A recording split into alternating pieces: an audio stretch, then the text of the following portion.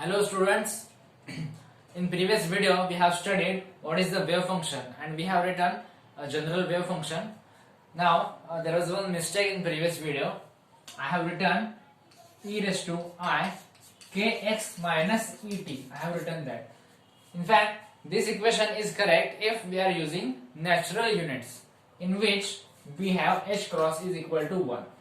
But if we are specifically not dealing with the natural units, then we have to consider that this equation is e raised to I kx minus omega t, where p is equal to h cross k and e is equal to h cross omega. So in that case, in that video I have written that instead of k you have to use p, but that is also true if we can write this equation. Okay, we can write this equation as e raised to I divided by h cross px minus omega t, sorry, px minus et. Okay, we have taken h cross outside, but if h cross is 1, then this equation will be correct. Okay, so this was just clarification of mistake in previous video. So in general we have to write in this form or in this form. And remember these two equations, we will need these equations in derivation of Schrodinger's time independent wave equation. In the time independent equation, we are not going to consider this time part. This time part we will ignore this, or you can just say that we have substituted t equal to 0. So we will get this kind of form. And now we will try to find out what is the Schrodinger's wave equation. What we have to do is we have to differentiate this wave function with respect to x. So what will happen? d phi by dx is equal to a is constant, it will remain as it is, e raised to I kx. E raised to x has derivative e raised to x, and here it is e raised to kx. So there is some constant, so it will come outside and it will get multiplied, so I into k. So this is the first derivative of wave function.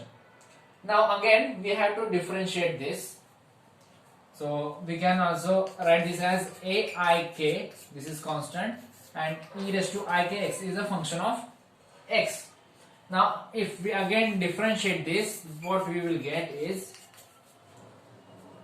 d2 psi by dx square is equal to, this constant will remain as it is, aik, into the derivative of e raised to ikx is e raised to ikx into ik, as we have multiplied here ik. So what we are getting is a as it is square of ik, because there is one ik, here is one ik, and then e raised to ikx. Now you can see that this part is nothing but a e raised to ikx is nothing but our original wave function. So what we can write is I into k square will become, I square is minus 1, so this will become minus k square into psi. Okay, so what does this give? We can write this in operator form. We will call this as operator. So d square by dx square is equivalent to minus k square. Okay, why? Because this is an operator and this is operating on the wave function, and then we will get k square into or minus k square into that original wave function. This is called eigenvalue of that operator. So minus k square is the eigenvalue of this equation, this operator. Okay, so what we have to do is, we know the equation P is equal to h cross k. I have written this earlier. Similarly, we have one more equation, E is equal to, this is kinetic energy. Okay, I will write here Ek. There Ek, that is kinetic energy of particle. In classical mechanics, how we write it? We can write it as P square by 2m, or we generally write half mv square, or in this form. So if we substitute h cross k in this P, so we will get Ek is equal to h cross square k square divided by 2m. So this is kinetic energy of the particle. Now what you can get here? Here you get minus k square is equal to this. So from this what we can get, k square is equivalent to minus d square by dx square. Can we get this? From this, k square is equivalent to minus d by dx square, d square by dx square. So if we substitute this in this equation, we get h cross square divided by 2m d square by dx square. So this is called kinetic energy operator.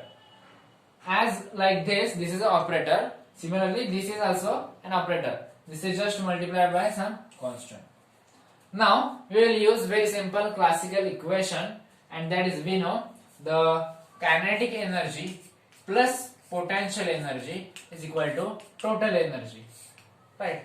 So what we can write is, in quantum mechanics we cannot write it as it is, because this is an operator, so it has to be operated on some kind of function, and that's why we will write as ek psi plus ep psi is equal to e psi, or in general instead of ep we write v. Okay, I will rough this part. Okay, I will write all the formulas here. P is equal to h cross k, E is equal to p square by twice m. So we can put this and we can get h cross square k square divided by 2m. This is equal to kinetic energy. This is kinetic energy. And we will write, instead of EP, we will write V, that is potential energy. So in place of kinetic energy, okay, k square was minus d square by dx square. So we will put in term of this, we can get here minus h cross square by 2m d square by dx square into psi. This is psi. So this is the operator and this is the wave function. So this operator is acting on this wave function, plus v psi, that is potential energy. But in quantum mechanics we will call this as potential. In quantum mechanics we will not differentiate as potential and potential energy. We will say this is potential, but this is actually potential energy. It has dimensions of energy, and this is equal to total energy. So this equation is called as Schrodinger's time independent wave equation. Why time independent? Because we have not considered here anything related to time. We are not dealing with how the wave function is changing with time. We are just writing this as a function of x. We are not writing function of x and t explicitly. So that's why this is called the time independent Schrodinger's equation. So this equation is in one dimension. If we have to deal with three-dimensional cases, then what we have to do is we have to replace this term only. This will remain as it is, but this term will be replaced by the three-dimensional operator. So I will write it here, h cross by twice m divided by minus h cross square by 2m into, now I will change the d by del. So why it is delta? Because it is no longer remaining on just one variable. It will depend on x also, it will also depend on y variable, and it will also depend on z variable. Okay, so this is my kinetic energy operator, and this will operate on psi, and then this equation v psi is equal to p psi, right? So instead of writing all these terms, we replace this by one symbol. We call it as a del square. So this equation becomes minus h cross square by twice m into del square psi plus v psi is equal to e psi. We can also rearrange this.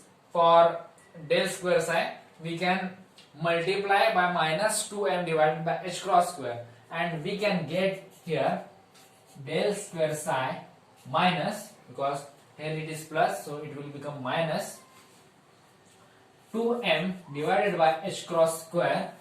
And now if we take e to this side, here it is plus now, but when we divide by minus h cross square by 2m, it will become negative, and when we bring it here, it will again become positive, and v will be negative. So instead of writing v minus v, I will write plus e minus v into sine. This is equal to 0.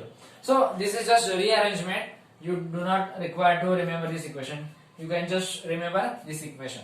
So this is del square is this. We call this symbol as dou or dabba. So dou square by dou x square plus dou square by dou y square plus dou square by dou z square. So this is called del square in short. So this is the Schrodinger's time independent wave equation in 3 dimension. This is in 3 dimension. So this was in 1 dimension only. In the next video, we will see what is the Schrodinger's time dependent equation and how we are going to change this wave function in that equation. We have already seen the wave function, but we will write it in the next video in detail. Thank you.